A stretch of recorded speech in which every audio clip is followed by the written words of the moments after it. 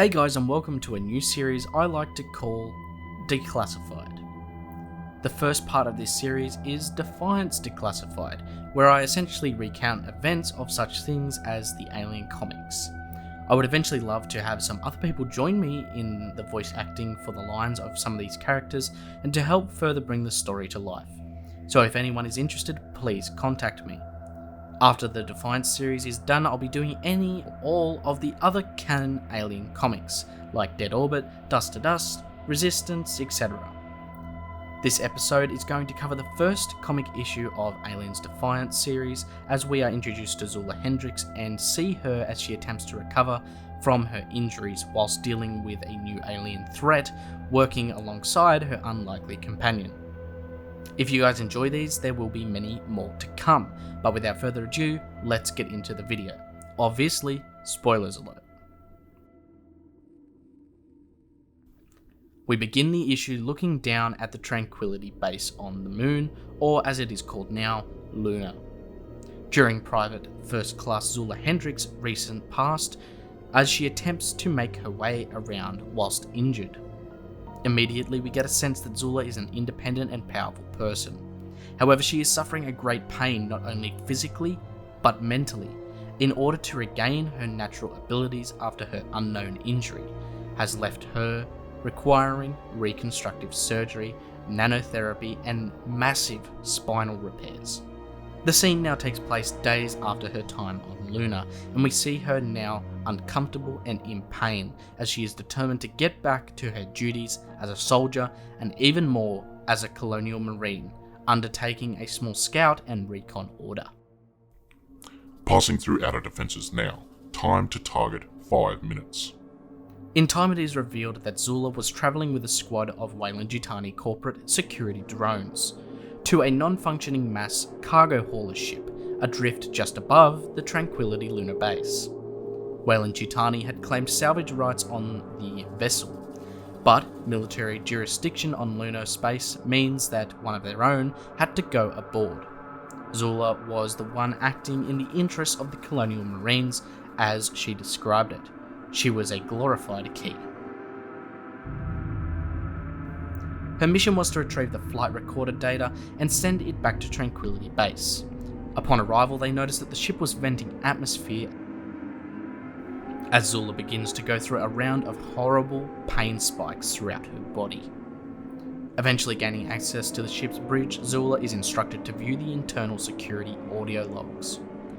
Doing so, the squad on the bridge begin to hear the shouts and screams of the previous crew, and also a strange, wet, hissing sound, as the commander of her crew takes notice of something. Kill the audio. All the audio. The data stream is ended, yet the wet, hissing sounds remain.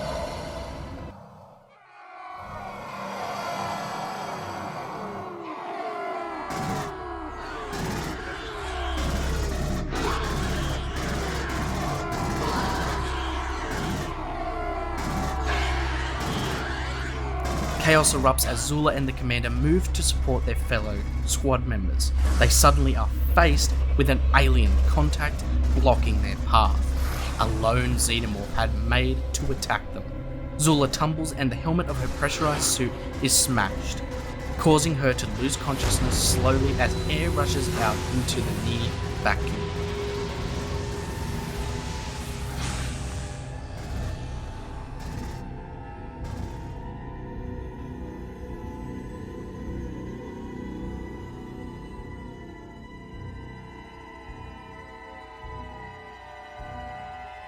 The synthetic Davis, a member of Zula's squad, had saved her and moved the ship, titled the Europa, above Tranquility into extrasolar trajectory.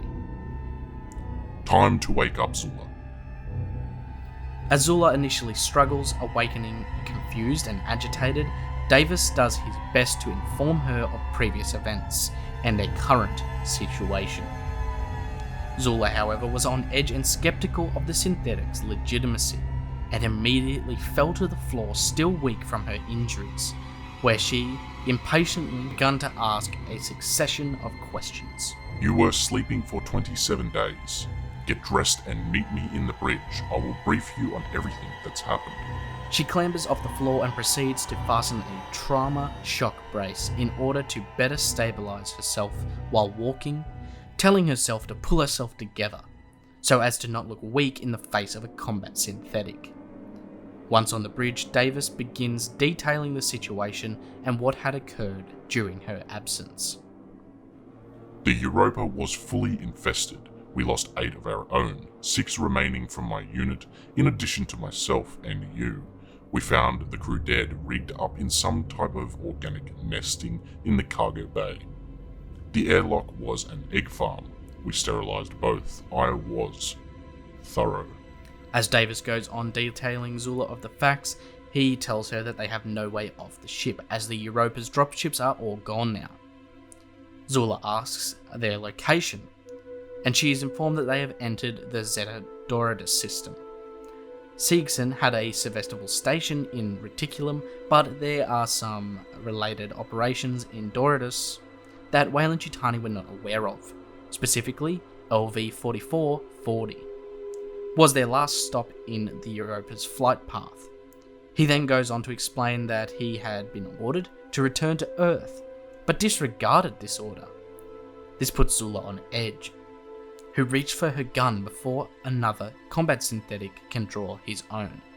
A mutual understanding is met as Zula knows she has little choice but to comply with these synthetics. Davis explains how the company wanted the creature to be brought back to Earth, so to extort and exploit them. Davis goes on to explain how the creature known as the Xenomorph had taken days to fight, and they only barely succeeded in eliminating them by ejecting them into space. Zula, still suspicious of the synthetic, asks him if they had gone AWOL, and considers again trying to take a shot at him, but her attitude dramatically changes when Davis shows her just how brutal the Xenomorphs are and how exactly they survive and reproduce. Zula is in awe that anyone would ever consider weaponizing these horrific beasts.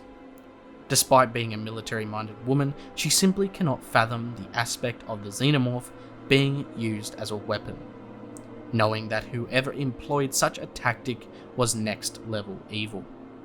Davis goes on to explain that he stole every scrap of information regarding the Xenomorphs, sightings, sensor anomalies, probe data, and rumours of this alien creature. Davis wished for his men and Zula to wipe out all traces of the Xenomorph from the galaxy. Zula inquires on how he is capable of turning on his programming and his base directives, to which he informs her that he is no longer satisfied by his factory programming and he wishes to be more, asking Zula to join him on his crusade. Zula simply replies, "Hoorah." And that is the conclusion of episode 1 of the Defiance Declassified. If you guys want to see more of If you guys want to see further episodes of this and other comics brought to life, make sure you leave a like, give me a comment, let me know what you thought of the series. Before I go, I just wanted to let you guys know about the merch store called ACHERON's Colonial Marketplace. Here you can pick up a variety of ACHERON and alien themed merch from 3 distinct product lines, including shirts, hoodies, mugs, blankets, stickers, bags, and even phone cases. So if you want to support the channel and look good doing it, pick up some ACHERON merch. But what other videos would you guys like to see? If you have any ideas or have any questions you would like answered, please meet me down in the comments.